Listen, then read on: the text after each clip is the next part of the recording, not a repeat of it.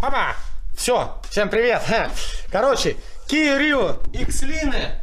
Вот, беда у них идет это по замку багажника. Там звездочка накрывается. Есть вариант купить новый замок. Это слишком дорого. Когда потом есть вариант купить звездочку, мы ее покупали. Она не выдержала, потому что она на 3D принтере была распечатана. И она не выдержала. Пока настраивали, подгоняли, она расслоилась. Все, вариант сгорел.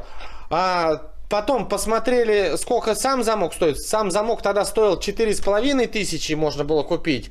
Потому что он в сборе идет.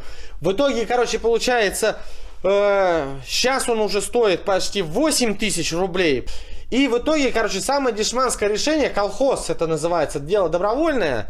Мы поставили простой этот запиратель замков. Двухпроводной. Вот он, двухпроводной. Вот он стоит, вот два саморезика, хоп, вязальная проволока, здесь хорошо зафиксировано. И вот он толкает, все возвращается. И вот запитались через штатную кнопку. Питал его, сейчас заизолирую. И все работает. Вот она, фишка отключена. Просто ее подключить надо будет, чтобы подсветка загоралась. Так что пользуйтесь. Лайфхак. И цена вопроса, пока еще цена тоже не выросла, 500 рублей за сам замок я отдал. То бишь вот, раз, все, она закрывается, вот, крышка закрыта, хоп, и она открывается. Так что все классно, работает, как по штату. И не надо уже заморачиваться с такими шестеренками, пользуйтесь. Все легко и просто.